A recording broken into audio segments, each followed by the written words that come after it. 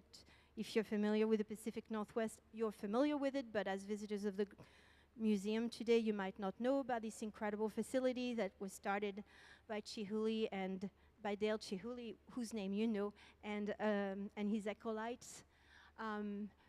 So on the left was the first year I was a gaffer, invited to assist gaffer, little-known Dante Marioni, who helped me make this first chaussette, which means socks. And these chaussettes were based on the idea of longing and longing for family, as I had lived in Seattle by then for like almost a decade, and I was starting to miss my people in France because it was hard to visit, and that's my mom and I in the middle, and she always wears short skirts. So I started making these really long leggings to kind of reminisce on her and also kind of play with, I guess in the 90s, color was a big thing, opaque colors. And I think I was inspired by the team I was working with. Dante was working with really bright colors. A lot of visiting artists were coming to Benjamin Moore's studio. And I was always interested with the inside out of works. So the outside form, when it's opaque, is the focal point. These objects were all based on reminiscence more than memory around childhood. I was trying to manifest loose memories that I had of growing up in Normandy in the 70s. And on the left, I have 3 brothers. They would often gang up on me. And I remembered them on the beach because we spent a lot of beach time with my mom and auntie. And I remember these red shorts. But in fact, when I found the pictures, the photos, when I went back home, I had them, not my brothers. So that was really funny because they often wore matching outfits, but that was not one of them. I can't explain my practice without explaining some of the very important mid-century sculptors that have inspired me from a very early age. I think I'm a bit of a minimalist in aesthetic and a modernist kind of in form. So Noguchi, Bourgeois, Brancusi all have looked at the body and then abstracted it to speak to a particular way of seeing the body but also feeling the body. There's something very sensuous about their works. And it's very different when it's from the female perspective than from the male gaze. I'd have to draw from like what we're looking at right now.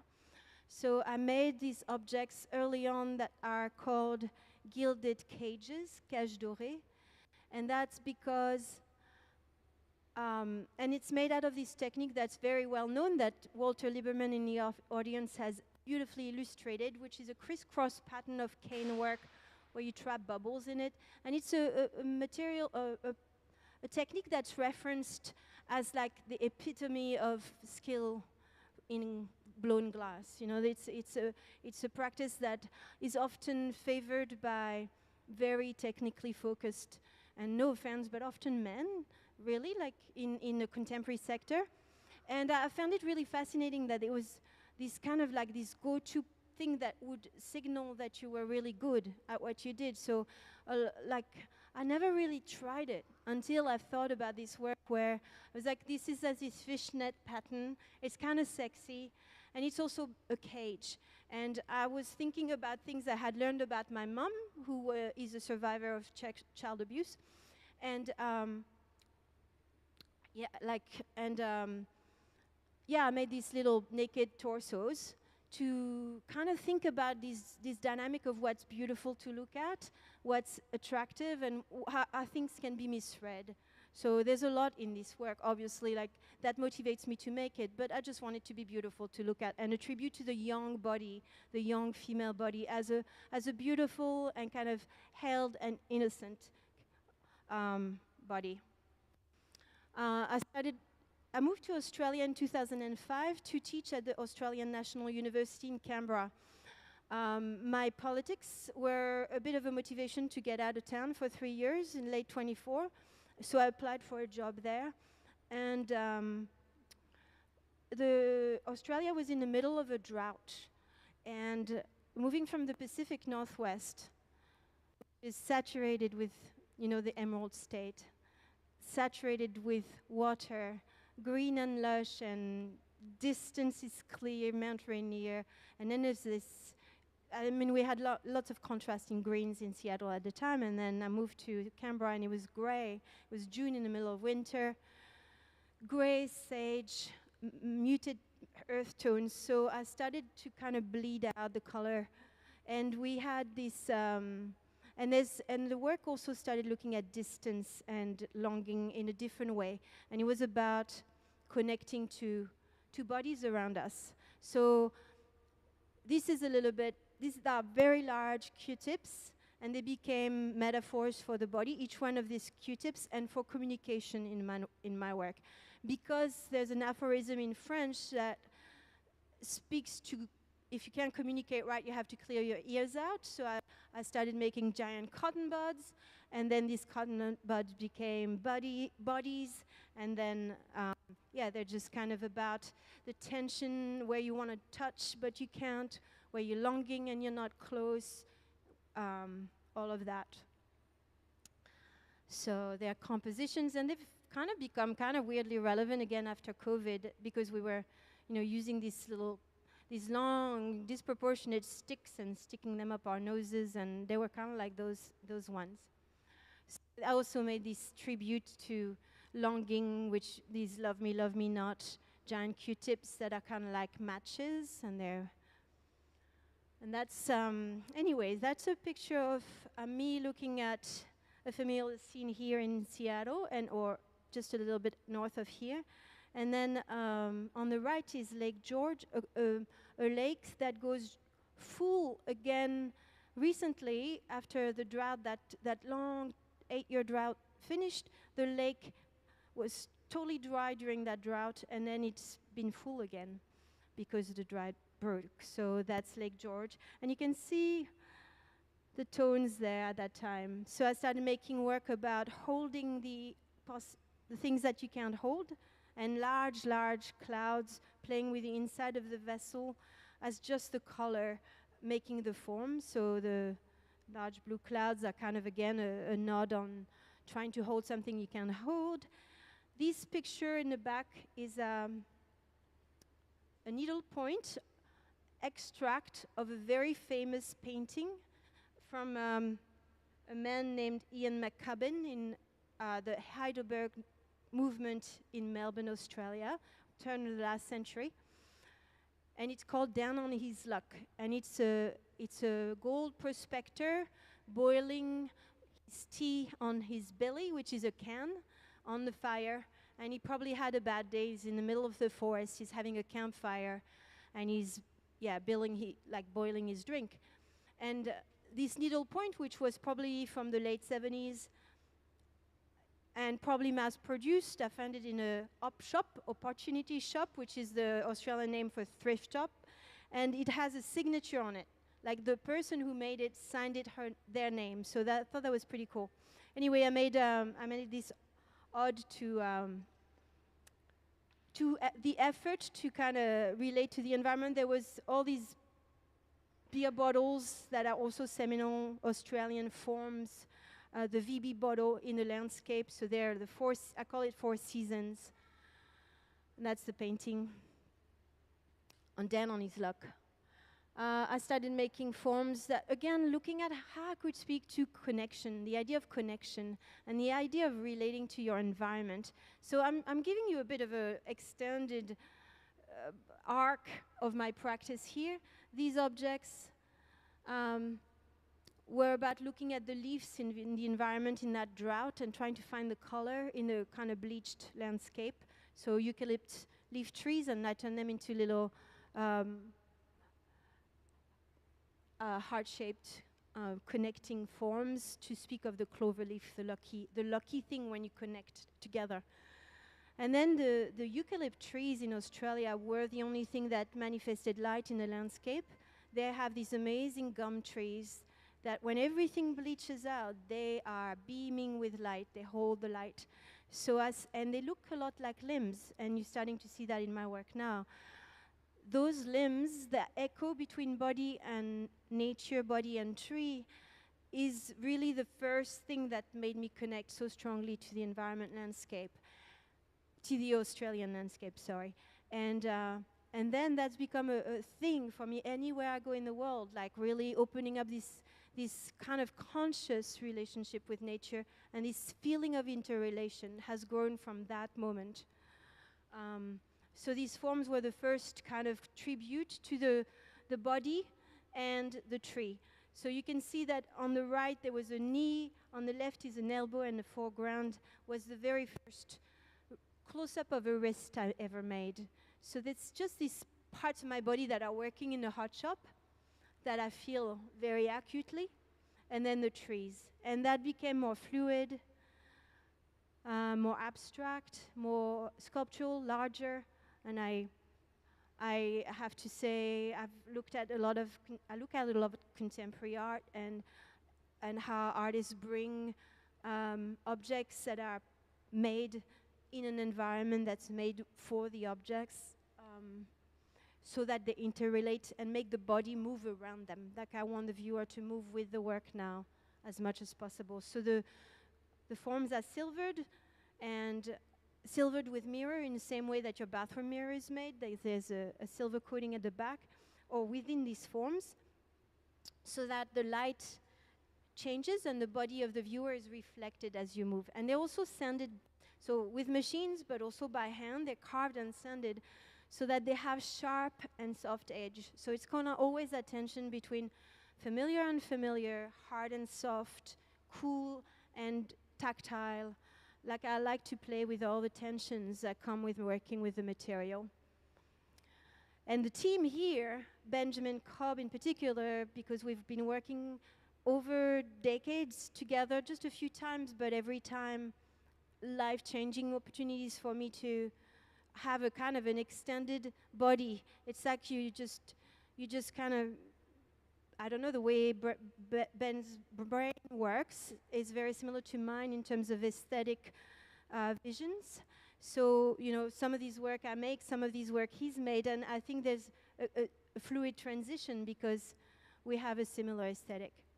So often it's like I make smaller versions and he make the very, very, very big ones. But all of these are made, but for the very one on the left. So they're all inspired by the body in movement in that, and they moved into being inspired by the material itself. So the glass in transition and the body in transition becoming one. In transition in the studio through the fluidity of glass blowing because it's the molten material. And then the colors became reflective of that. They're both inspired by the environment, so sunrise, sunset, skies, but also thoughts of the body and the systems of the body. Like in this case, vessel is about kind of the blood circulating in the blood and the air circulating in our body. Plume in French means feather, and plume of smoke, of course, in English means something else. So I'll sometimes find words to title my work that have double meaning for me. Just some examples of the light that I see in Canberra and now in Melbourne. So being female, having a working body that is a female body is quite important, and embracing some of the ickiness or beauty of the ickiness of the body is kind of something I've started to do as well.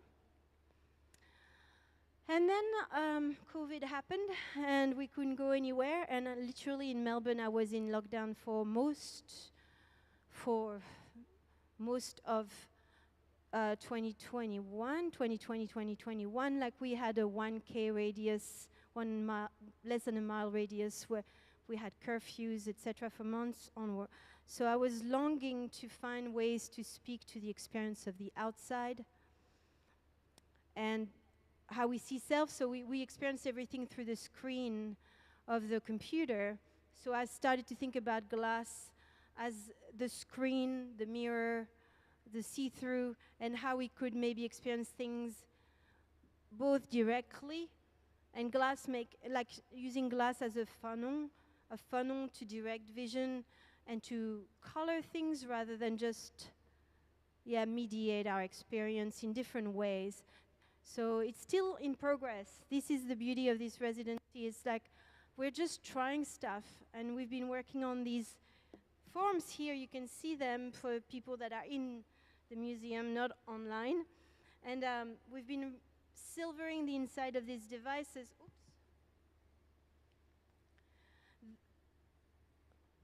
Which means that the environment that I'm using these devices to take images, video, and photographs, I'm going to take them with me to landscapes, so that even though they're big, so that itself will be documented, so that I can speak to that really kind of strong urge to connect to the environment and bring that back to the gallery, hopefully. But it's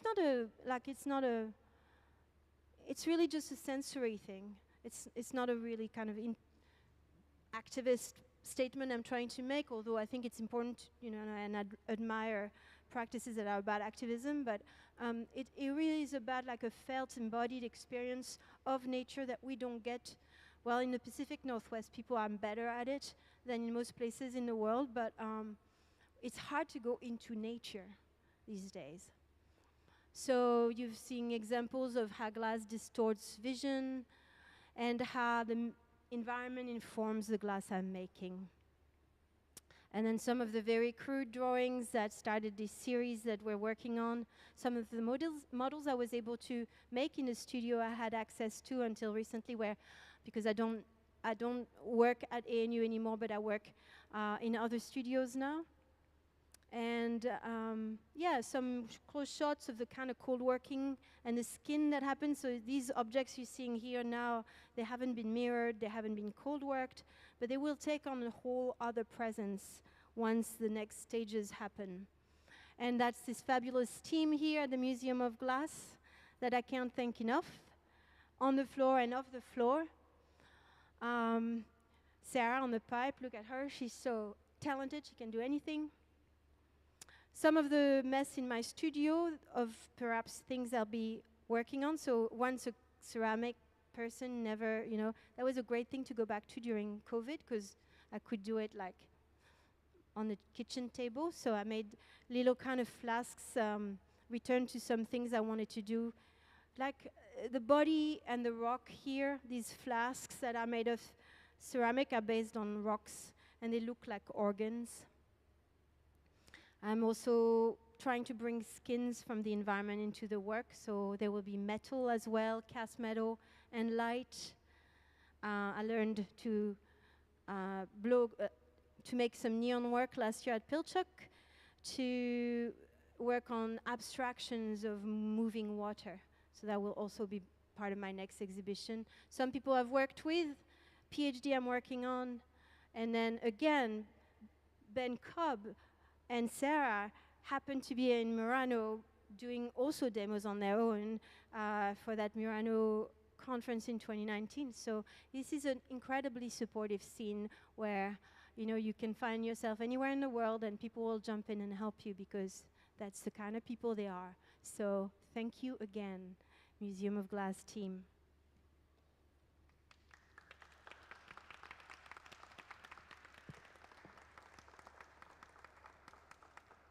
Do you have any questions?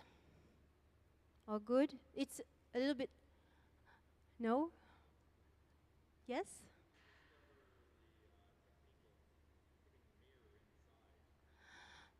That's a good question. How did mirroring glass occur to me? So firstly, I must pay tribute to, or acknowledge, the influence of the artist Josiah McElhenney, who was trained in the traditions of the studio glass movement, but has been basing his practice in contemporary art for a long time, and in the very early 2000s started making work with mirror almost exclusively. And so he was probably one of the first of the very visible makers of kind of bridging studio glass and contemporary art, who adopted mirror. And then a lot of people here, use it in their work in different ways, but I didn't want to use it until I needed to make it, because for these forms to engage the viewer needed to be reflected in them, and it gives them a very sensual presence, I think, to be playing with light, because they're about light and environment. But yeah, it's been done before, but hopefully I do it in a way that's meaningful, so I waited. And you understand the technique is basically, instead of being sprayed or bathed into like, it's not a flat plane, so that silver solution has to be poured within a solid form, which is why the form we just made had this tiny little opening on the side, and everything else was closed, so that it can be silvered inside, and then rinsed, and then sealed, and then all the other steps. Thank you. No more questions? I will let you have lunch, but thank you so much for coming and supporting the Museum of Glass. It's such a very unique place. Is everybody here from Seattle? No? So you've noticed there's a lot of really amazing glass here. Yeah. So that's why I moved in '98 permanently. After the first time I came was a class with Lino Tagliapietra and Keiko Ongaro at Pilchuck in '95. And the friends I made there in that class, I'm staying at their house while I'm doing this residency. That's how life-changing this whole thing is. Like, those connections are forever. So try it with caution, because it's addictive. But yeah, again, thank you.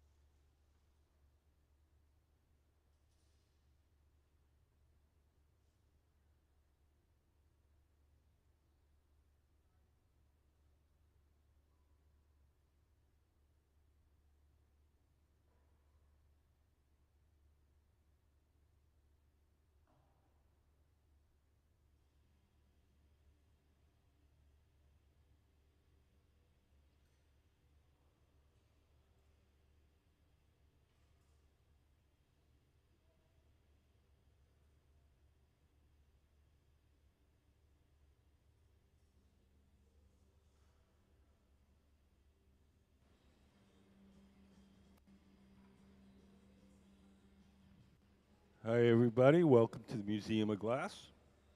Today we're working with an artist, Nadège Desgenétez. She's originally from France, but moved to the United States for about 10 years and then to Australia, where she was a professor at the Australian National University in Canberra. And she's going to be working with our resident team of glassblowers to make her sculptures. If you look up on the big screen, you'll see some examples of her artwork. Glassblowing is a team sport. We rarely, if ever, work alone. So you'll see all sorts of people doing all sorts of things, and everybody's working for Nadège to make her sculptures. Just to get you started, I'm going to give you just a very brief introduction to how glassblowing works. Everything that we do starts out in our glass furnaces. The glass furnaces are the machines where you see the doors closed. There's two of them, one on each side of the studio. Inside each of the furnaces, there's a big ceramic pot. In that ceramic pot is 1,000 pounds of melted glass. If you look up on the big screen, you'll see a diagram of what they look like inside. We keep the glass at 2100 degrees Fahrenheit, which is 1150 Celsius. And at that temperature, the glass has the consistency of honey. So if you can imagine a giant crock pot full of honey, that's what our furnace is like. When we want to get the glass out to make stuff, we take one of those steel pipes, those are called blow pipes, and we dip it into the melted glass like you're dipping into a big jar of honey. You dip it in, twirl it around, a little bit of the glass sticks to the end of the pipe.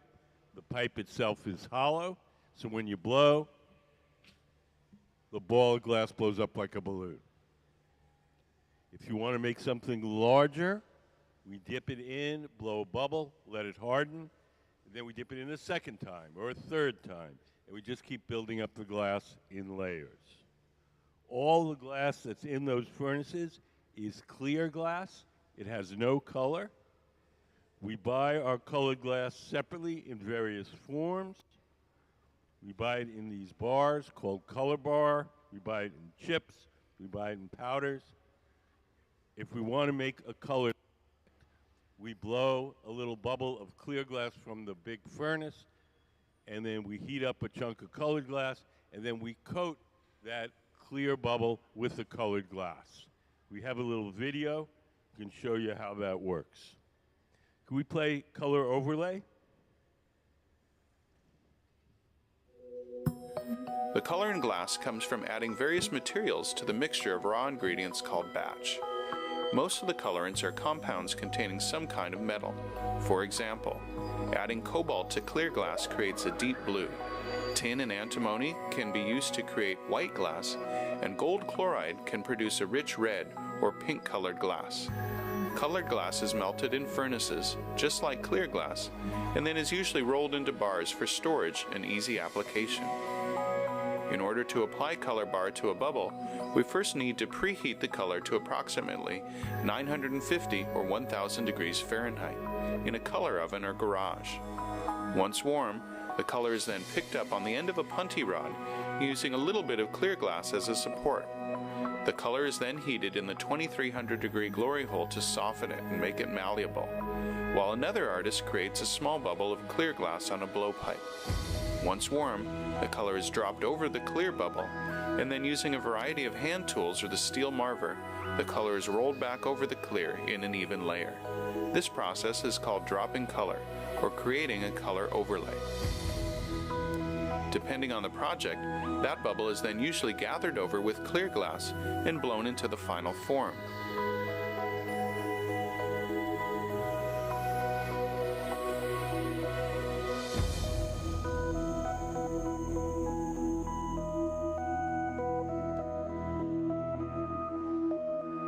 The finished product may appear to be all made from colored glass, but when viewed in cross-section, we can see that there is only a thin layer of color sandwiched between many layers of clear glass.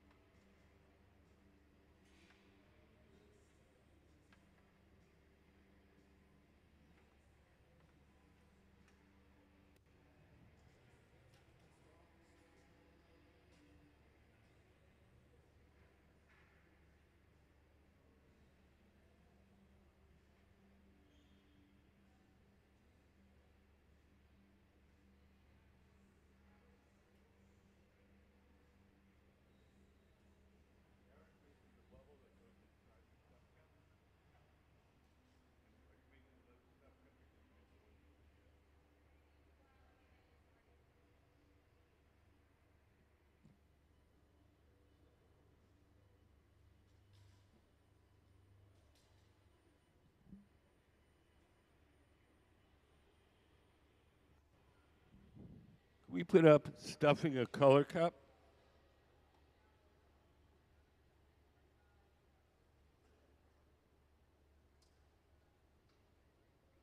So if you look up on the big screen, this is the next process that we're going to do.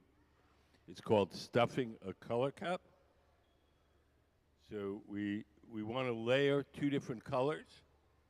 We blow what looks like a little bowl almost. And then we take another bubble of a different color and we drop it inside and blow.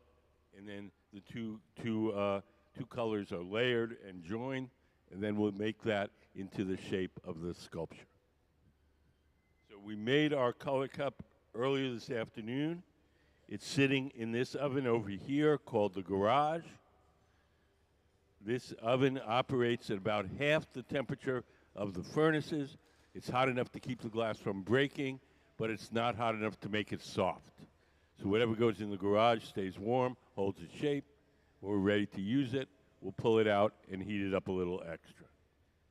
So the bubble that Eric, the tall guy in the dark gray shirt, that he's making is going to go inside the color cup that's sitting in the garage. Does anybody have any questions so far?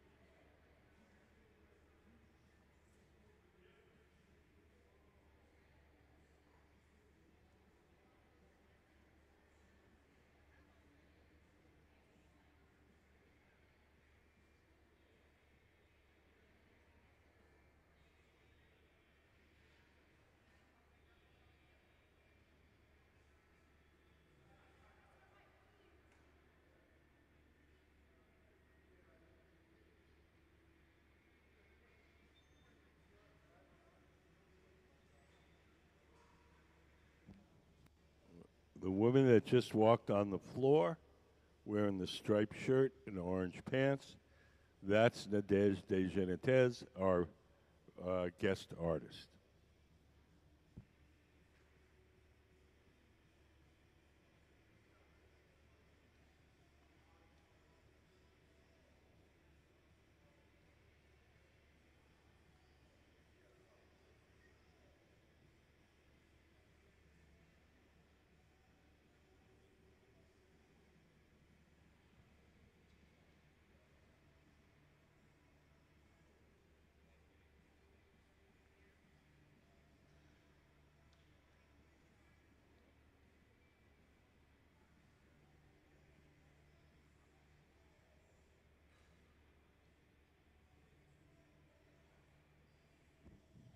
If you're here with kids today, we have a special contest for kids, 12 and under.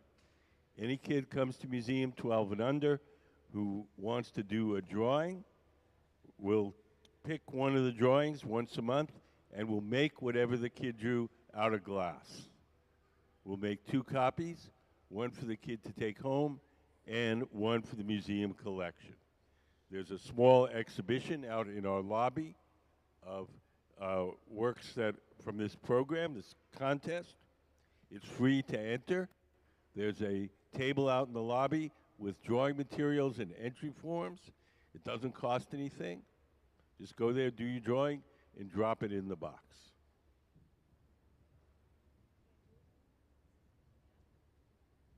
Can we put up some of the kids' design stills? So if you look up on the big screen, we have a few examples of things that we made from the kids' drawings. We try to stick as closely as possible to what the kid had draws.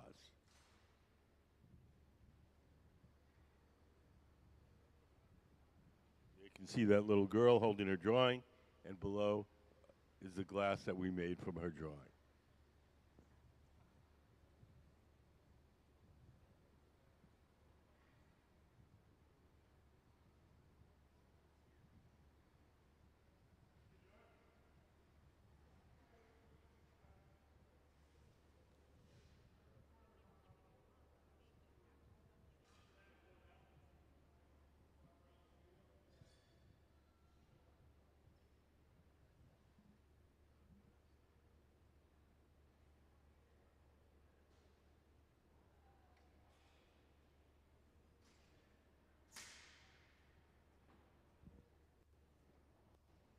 Our only restriction is that you have to be 12 or younger.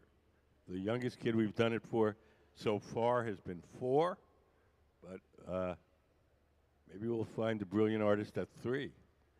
Who knows?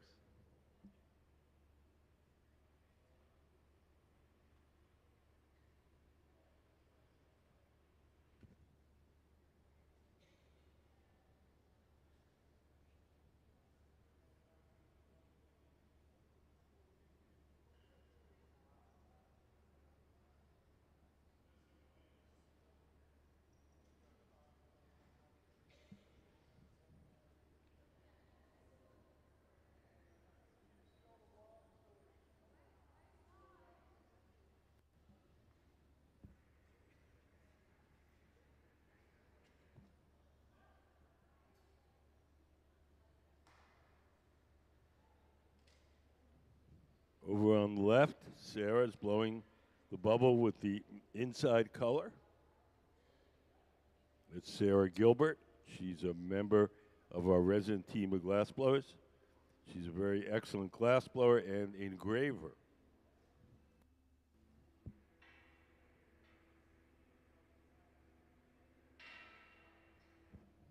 Right now, Sarah's letting her bubble cool and stiffen, and we're going to coat it with more clear glass.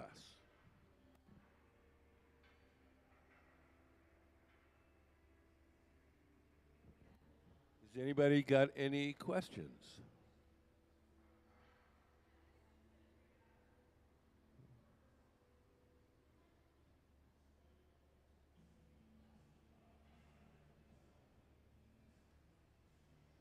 The glass itself is made out of 3 main ingredients: sand, soda ash, and lime. Sand is the bulk of it. Glass is mostly melted sand. Soda ash is sodium carbonate. It's a chemical which lowers the melting temperature of the sand. And the lime is calcium carbonate, and that stabilizes the mixture chemically. We throw those 3 ingredients into the furnace, cook them overnight at 2,400 degrees. In the morning, we have a tank full of clear melted glass.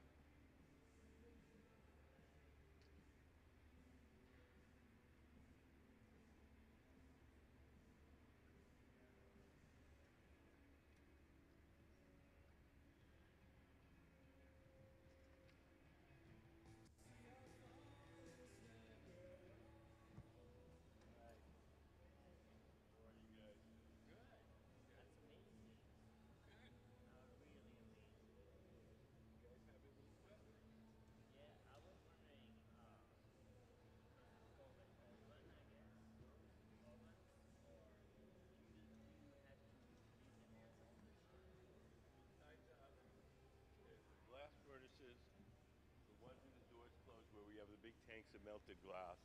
Those are on all the time. The glory holes, the round ones with the doors open, those are only on during the work. An hour before we start. Our candy is on this.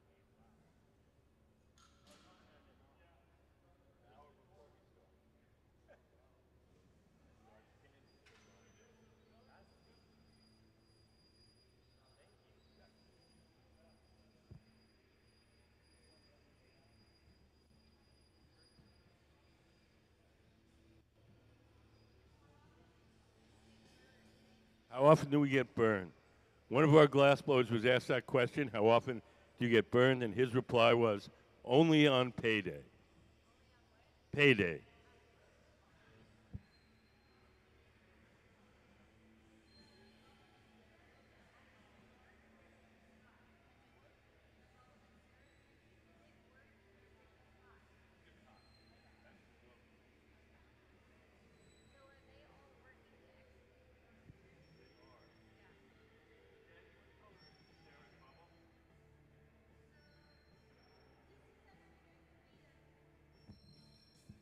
So I was just asked what color is the bubble. So everything when it's hot, as you probably heard from Walt, is looking red or orange because it's molten glass, and the density of the color also emphasizes the luminous kind of aspect. But this is actually going to be a yellow, so it's a transparent gold color. And it goes into a cup which has some, at the top of the cup is a bit of that, a darker grayish green, and so a color that when it fades goes a little bit pink in natural light. In this muted light, it's hard to see the actual colors.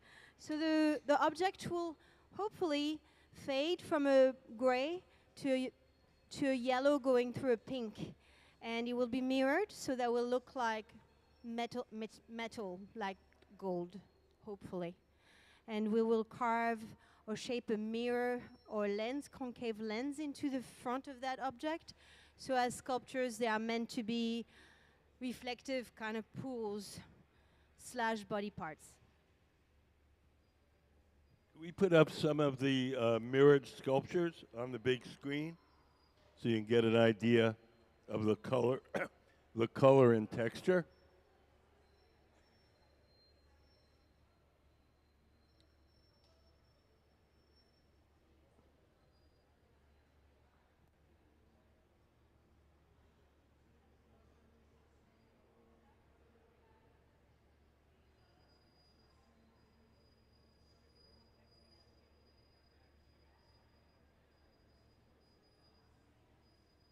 We put up some of the mirrored sculpture up on the big screen.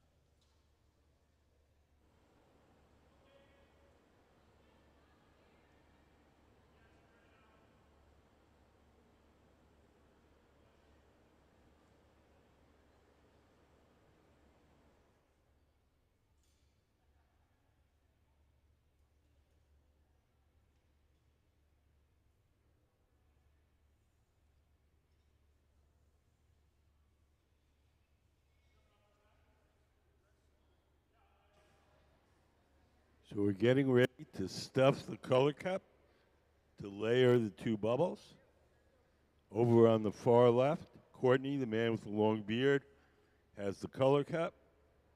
Ben, tall guy in the center, has the bubble that's going to go inside.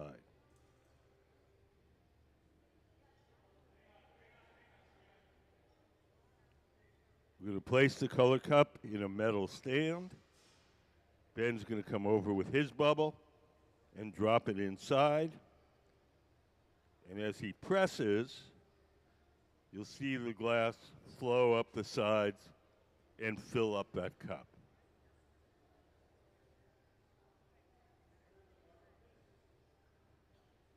So this is called stuffing a color cup, and it's a way of layering different colors or patterns.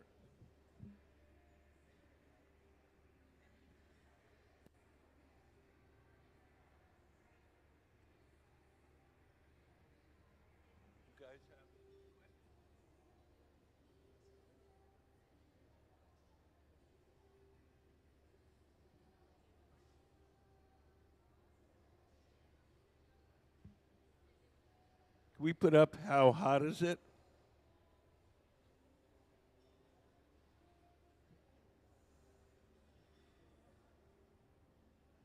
So if you look up on the big screen, you'll see the temperatures of all the different pieces of equipment. The furnaces are the machines where the door's closed. The glory holes are the ones where it's open. The annealers are the two big black ovens on opposite sides of the studio. And the garage is this silver oven in the center.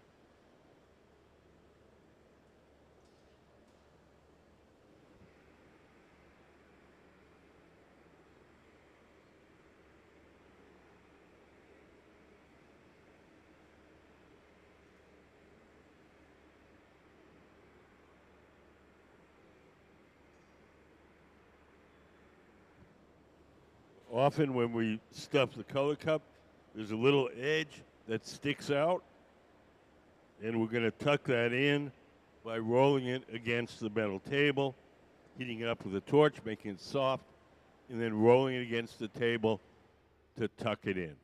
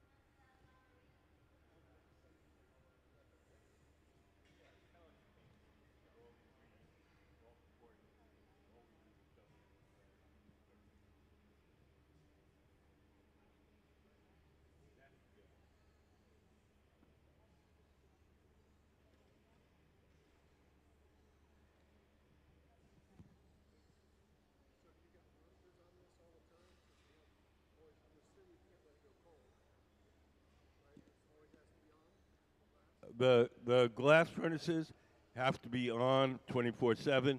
The glory holes are only on during the working day. So the round ones with the doors open, where they're in and out, those are only on during the working day. The ones where we keep the melted glass, the ones with the doors closed, those are on 24/7.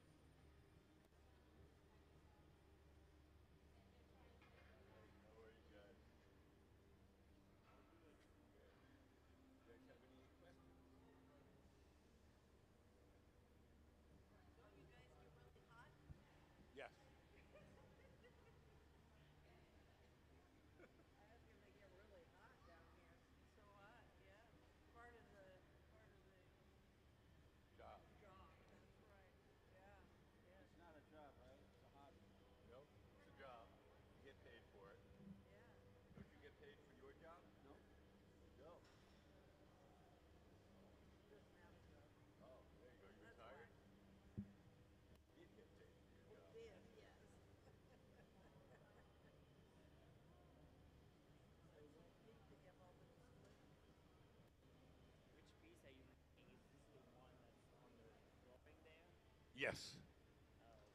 Yes.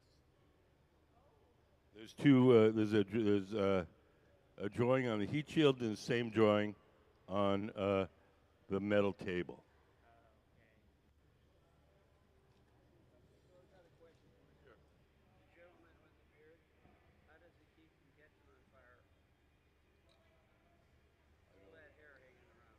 Oh, he eats Kevlar for breakfast, so his beard goes out fireproof. Oh,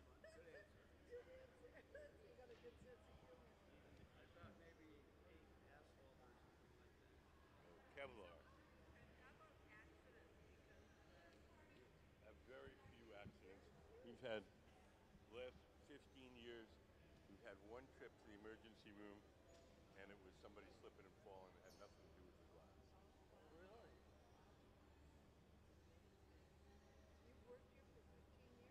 Yeah, on and off. Yeah.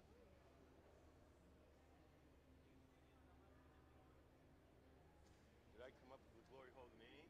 No, no, no. That dates back. That dates back since sort of late 1700s. That was a little bit before our time. At 100, I look pretty good. He has been down here about 12 months.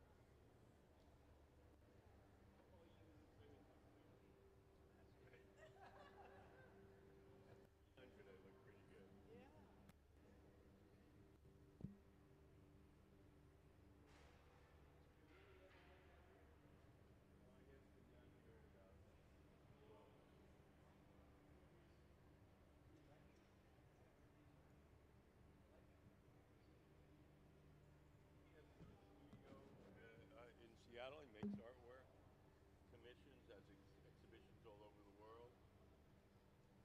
He's pretty busy. I've known him for a long time. I would say I've known him for a long time. I wouldn't say I really know him very well, but I know him.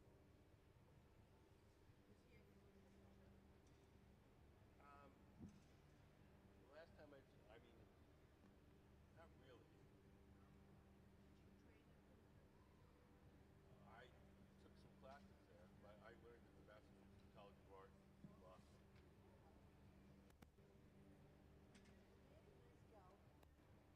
I don't know. I haven't been there in 40 years. I haven't been to Mass Art in 40 years, so I don't know. Oh yes, very. Museum of Fine Art is right near there. Um, there's a Harvard has a couple of interesting museums. Natural History Museum, Art Museum. They have several art museums. Um,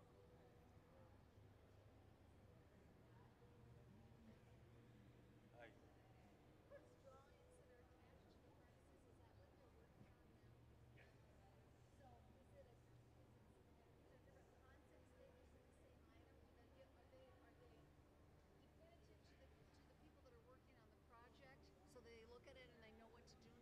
Yes, they're making the shape that's on that drawing on the in the middle, and the one on the metal table behind.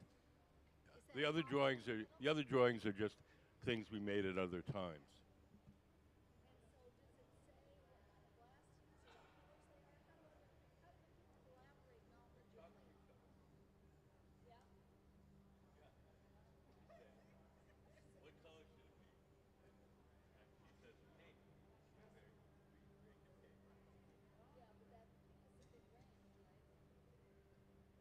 it pink. Tell them it's Mr. James. You know, he's talking. He knows how you're doing.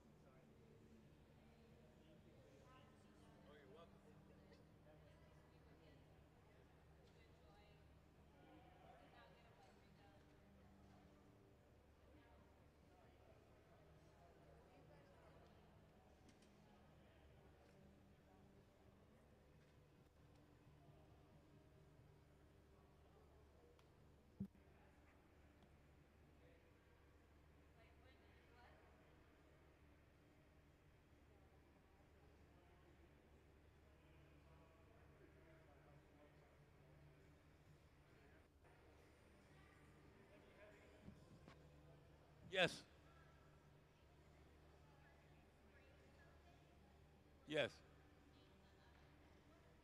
Okay, why are they spraying in the oven? They're spraying water into the glass furnace. If there's bubbles on the surface of the glass, if we spray water in there, we can actually pop the bubbles on the surface of the glass. Yeah, it's like popping zits.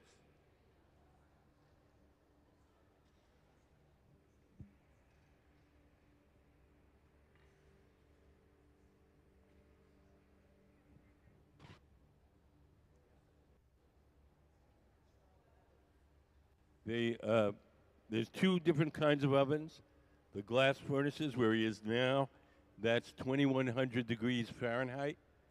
The glory holes run at about 2300. 2100 is as hot as the hottest volcano. So that gives you some idea. It's like having your own private volcano.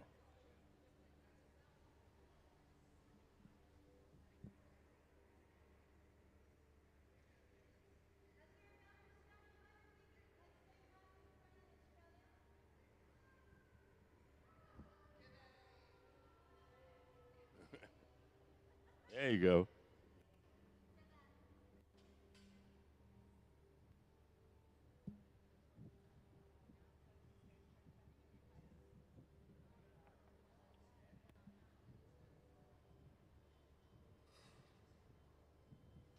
So Eric, in the darker gray shirt, is shaping the glass using a tool called the block. The tool is made out of wood. It's stored in a bucket of water. As long as the wood is wet, the tool doesn't burn, and it doesn't leave any marks as he shapes the glass.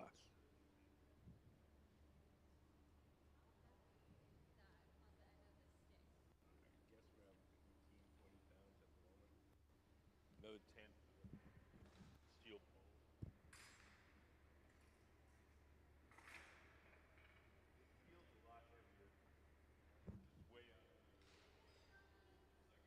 Like picking up a bowling ball with a fishing pole.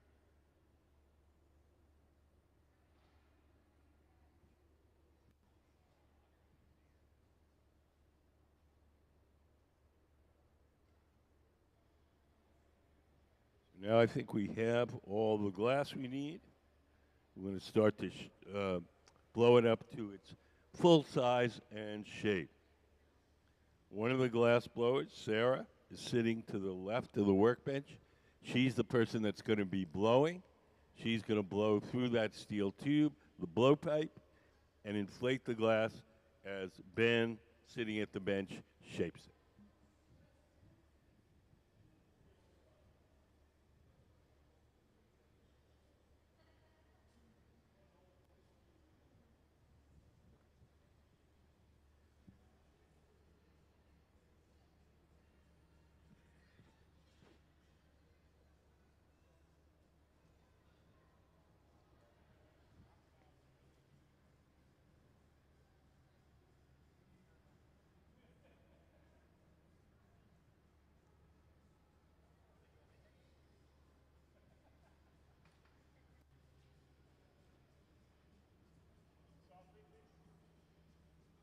So now Sarah's blowing as Ben shapes the glass.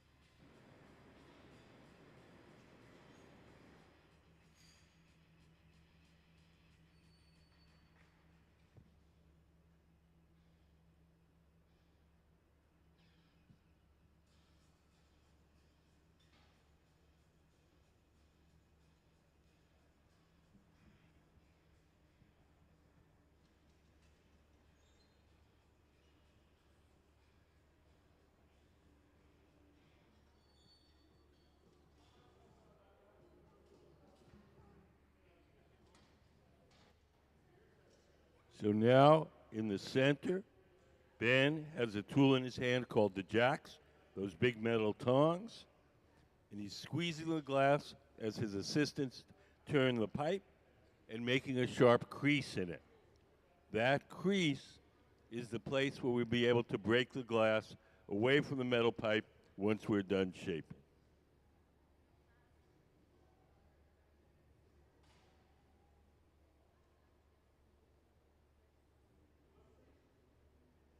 So Sarah is blowing as Ben shapes it.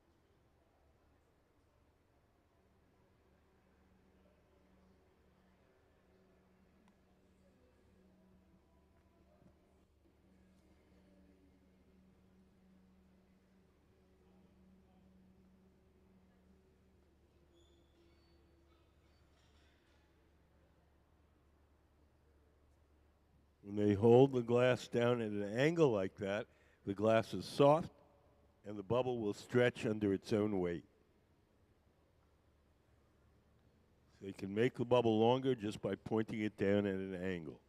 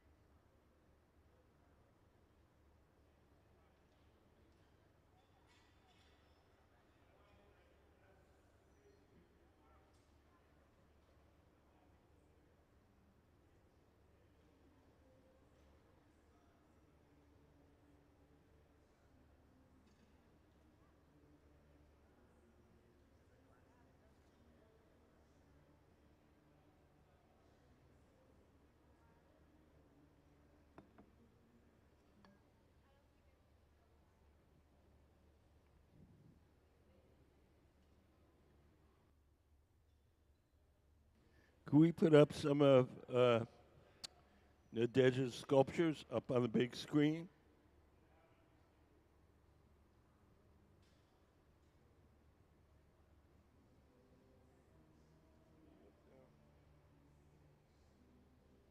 So if you look up on the big screen, you'll see some examples of finished sculptures by our guest artist, Nadège Desgenétez.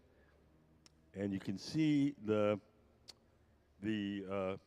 texture, the look. So these are blown glass pieces. They're mirrored on the inside and sandblasted on the outside. So they have this sort of satiny, metallic look. And that's going to happen to all these things that you see out here. The mirroring process will happen after the glass is cold.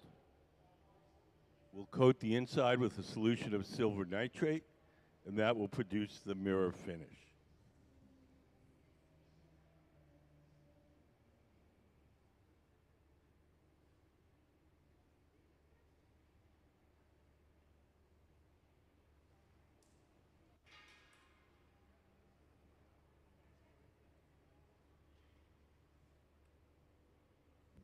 Anybody got any questions? 20 to 100 degrees Fahrenheit.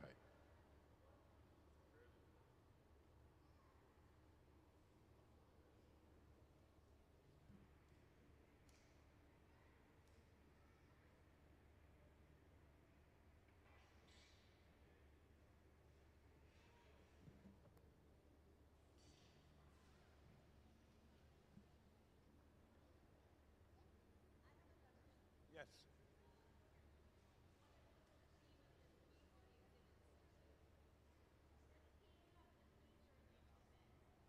Oh, well, there is no exhibit.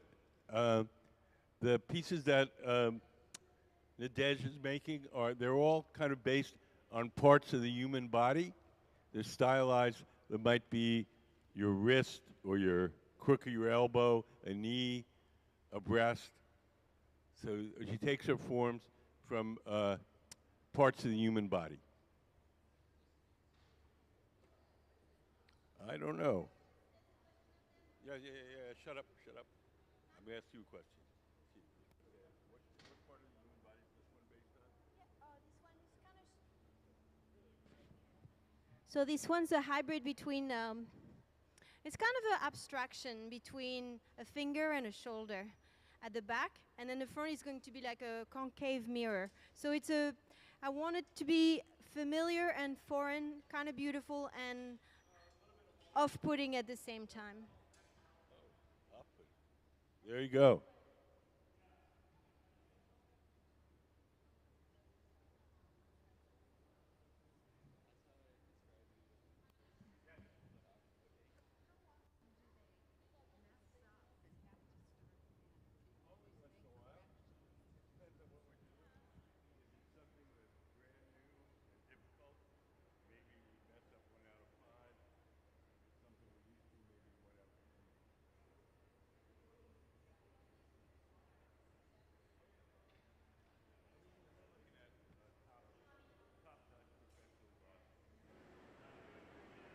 Everyone except for our intern has at least 20 years of glass blowing experience.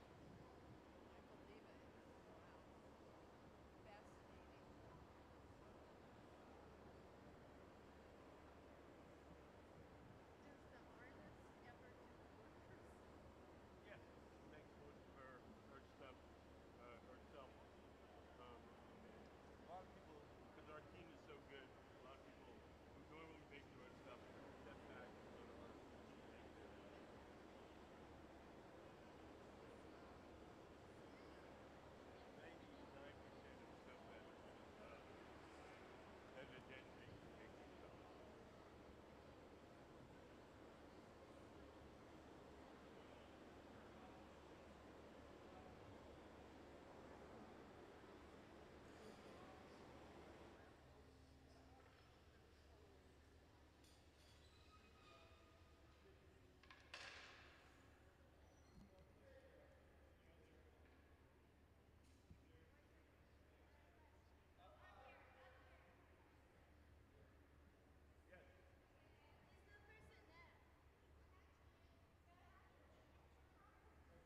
You change colors? Well, the colors in glass come from melting different metals into the glass when you cook it up. So if you cook it up with cobalt, it turns blue. If you cook it up with gold, it turns red. If you cook it up with tin, it turns white. So you melt different metals into the glass to get the different colors.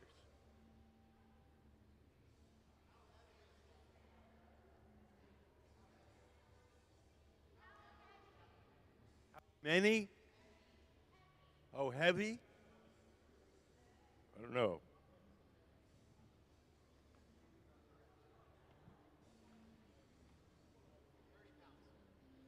Courtney says 30 pounds.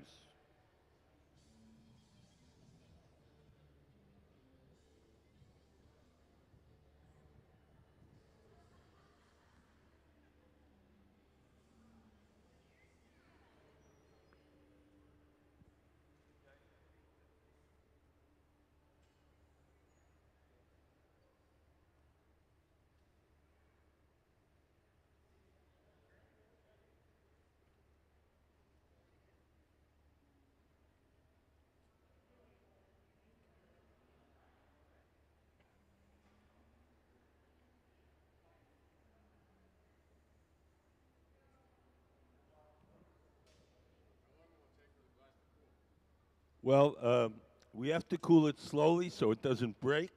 So we'll cool it over a period of about 16 hours. If we just put it on the table and let it cool on its own, it'd be cool in 30 minutes, but it would shatter. We put it in one of these ovens. These are electric ovens, and we have a little computerized thermostat that slowly turns the temperature down overnight.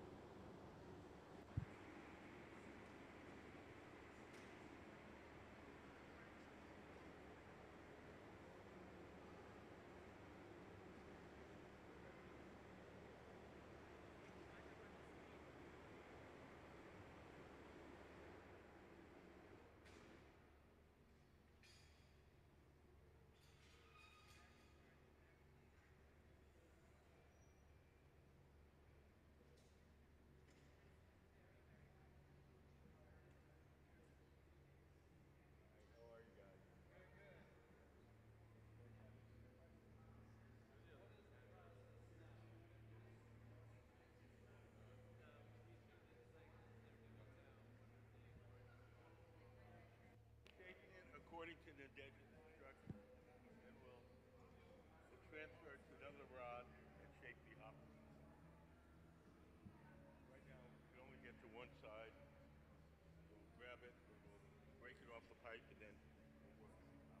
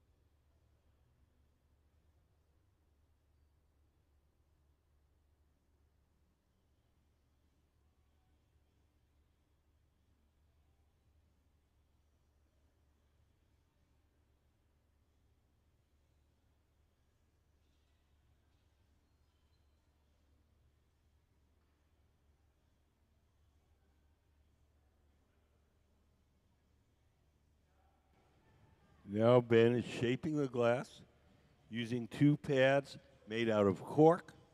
Cork, like in a wine bottle.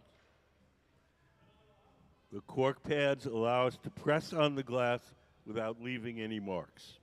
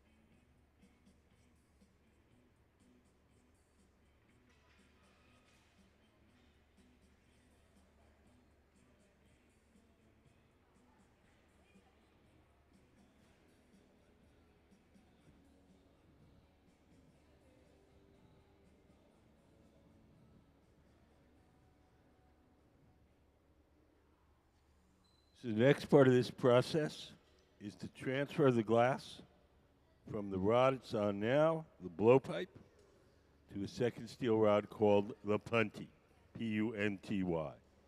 Sarah, over on the left, is preparing the punty. The second steel rod is going to act as a temporary handle to hold the sculpture from the bottom while we shape the top.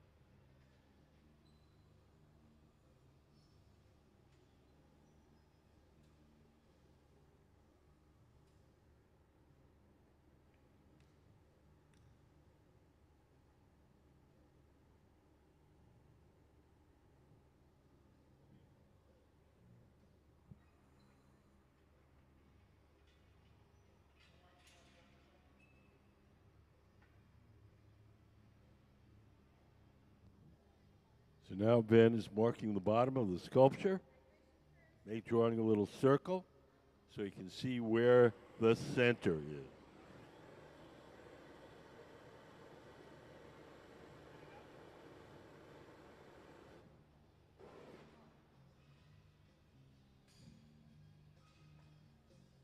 Does anybody have any questions?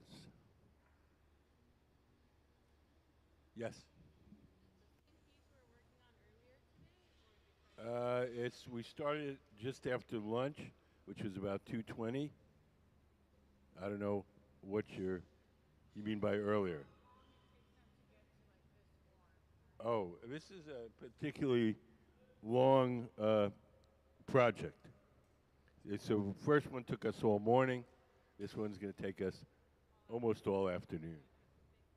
We do a lot of things that are quicker, but this isn't one of them.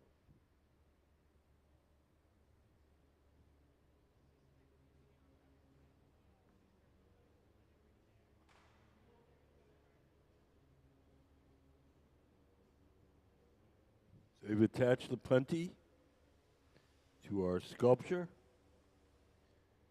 They're going to wait for that punty to stiffen up a little bit so it can bear the weight. When they feel like it's stiff enough, we'll break the glass away from the original pipe.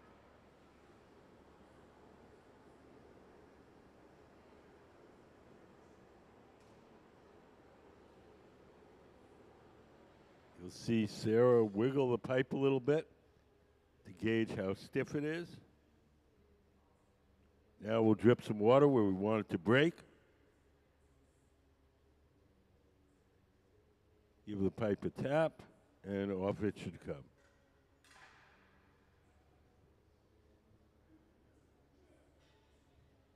So now it's held from the bottom. The top is exposed. The top can be heated and shaped.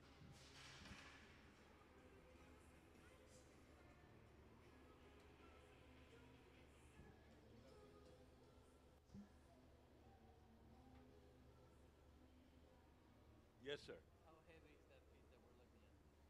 I'd say 20, 25 pounds. But it's way out of the Yeah, so that makes it feel more. Yes, it feels much heavier than it actually is on the scale. It's like picking up a bowling ball with a fishing pole. Yeah. That's amazing. You try to minimize, when it's this big, you try to minimize how much we have to lift it. Yeah. So we have that supports it. Last thing you want to do is then to fall on the ground. No, we don't want that. Now imagine what you're making gets sold. Maybe, maybe not. Maybe not. Okay. This is our, we're making it for our guest artist today.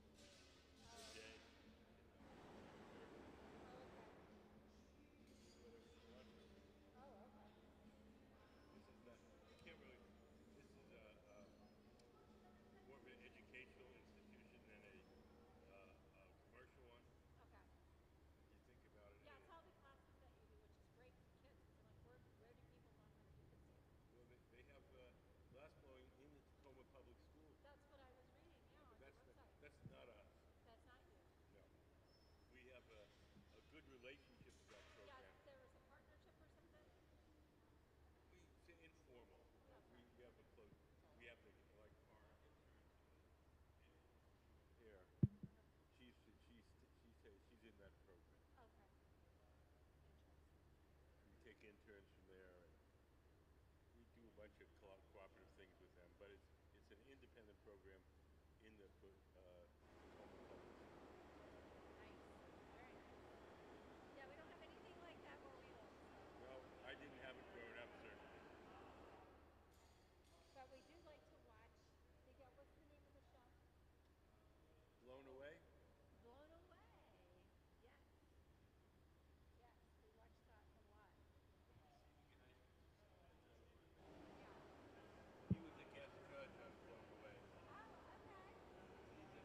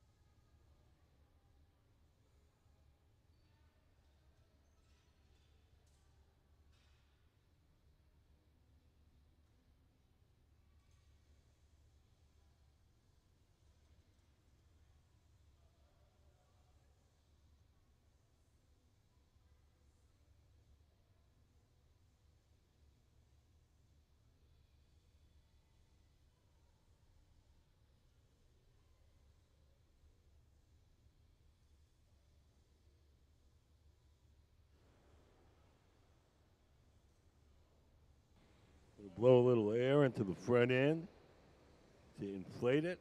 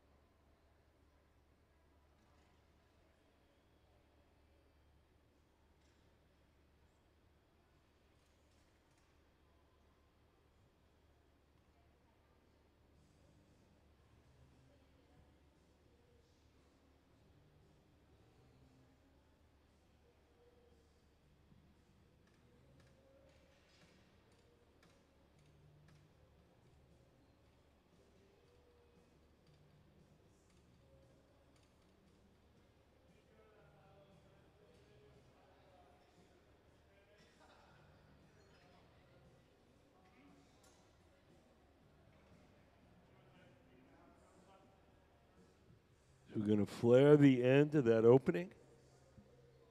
Give it a little squeeze. We're going to use that flare to stretch out the neck.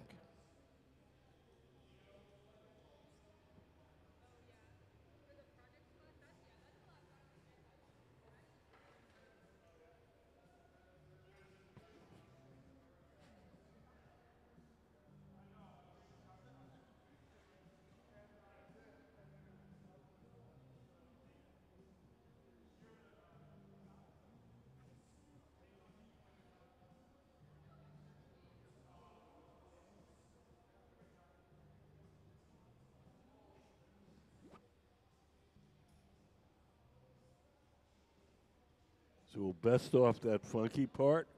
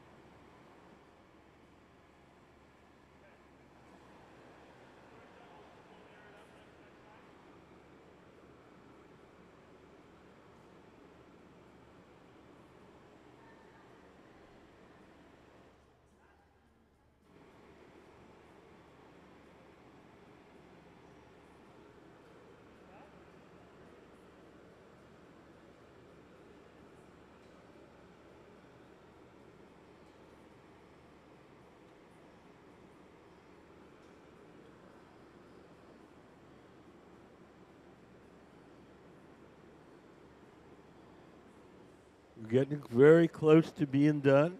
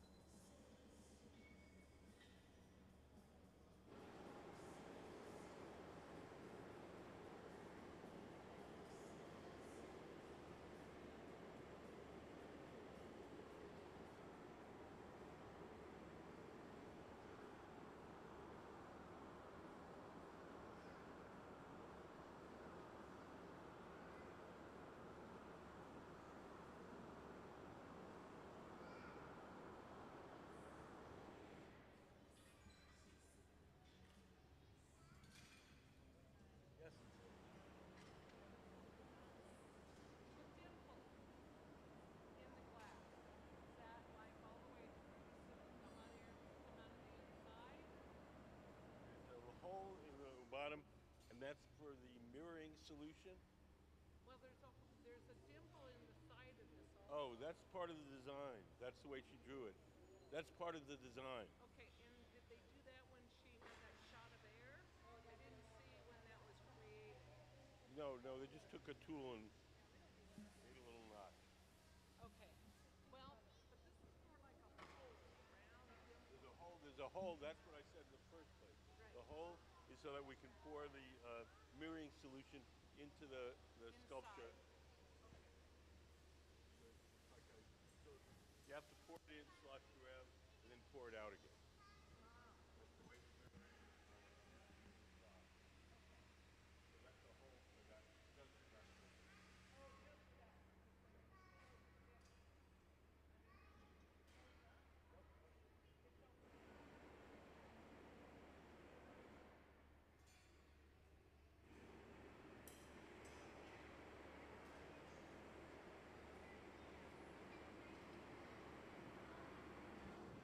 Does anybody have any questions?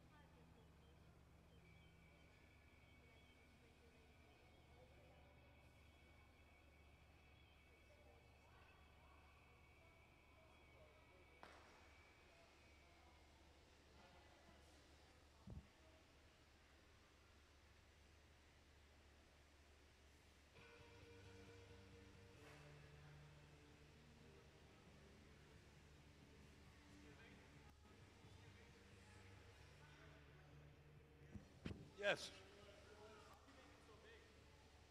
Because that's why the artist wants it.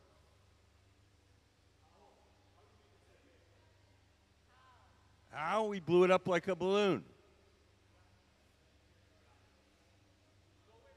Yes, like a balloon. We got a big mass of glass on the end of the pipe, and we blew it up like you blow up a balloon.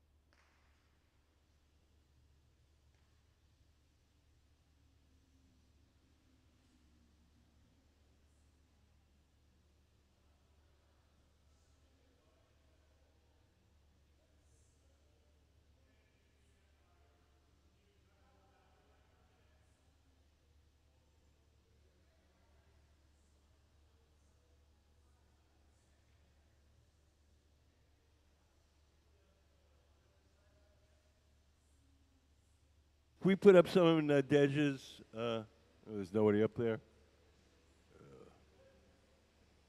All these sculptures are going to get mirrored on the inside.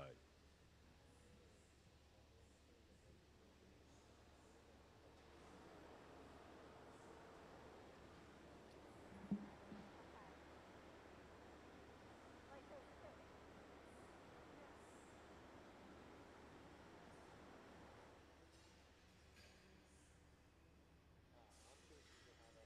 Yeah, now how is that possible? What? The process is mirrored. I think so. But is it done when it's this hot? No. What? When you mirror it, is it hot like this or No, no? no, it's after it cools off. Yeah. You put a tin solution in there, you swirl it around, pour it out. That makes the silver attached to it. Then you pour in the silver solution, swirl it around, pour it out, and it bonds the silver to the inside. Of the glass. It's called silver nitrate. That's um, that's what they use to make mirrors in general. Awesome. So that all happens after it's cooled off. Okay, all that after it cools off. Okay.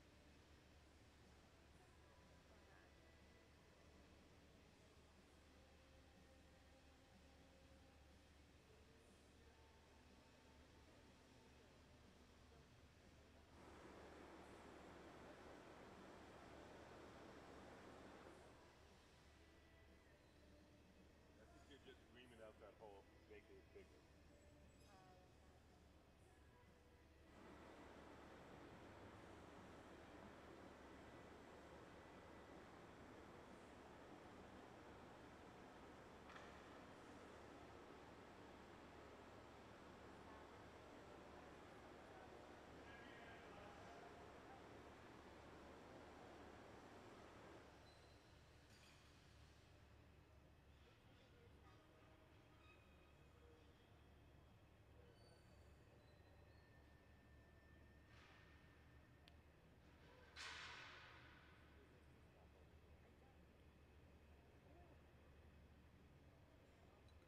Do you guys have like set projects so when you do come in that you're working on certain projects or Say that again? so like tomorrow? Yes. No, you're not open tomorrow, Wednesday. What will you make on Wednesday? I don't know. You don't know. It's whatever the inspiration comes. Well, we have guest artists like Nadège who are scheduled. Oh, okay. And then we also make stuff for the store. We have commissions. We have all sorts of things. We make stuff for the kids. Okay. Um, That's cool. so Nadège came all the way from Australia. Oh, nice. Okay. So we have to schedule things like that. Yeah. That's pretty cool.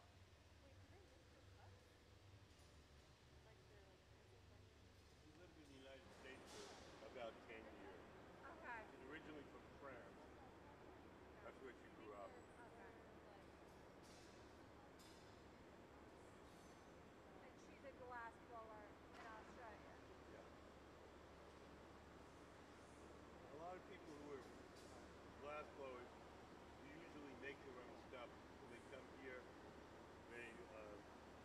they defer to our team and let the team make their designs because our team is so good. Yeah. Fun. Fun. You get to work with a team, right? Yeah. Versus being an individual. So sometimes that's nice Yeah. to get a different experience.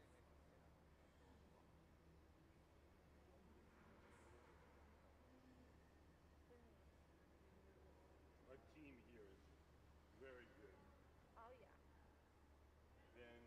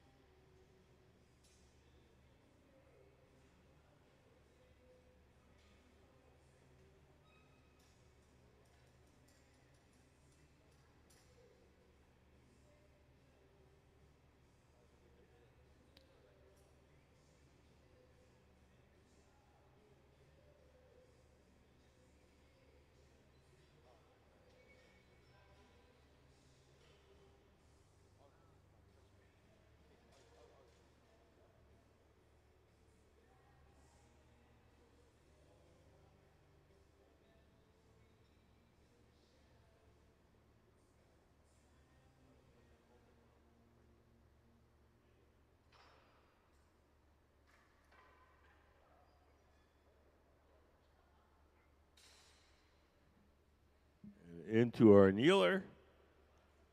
So let's have a hand for the Museum of Glass Hot Shot team and our guest artist, Nadège Desgenétez.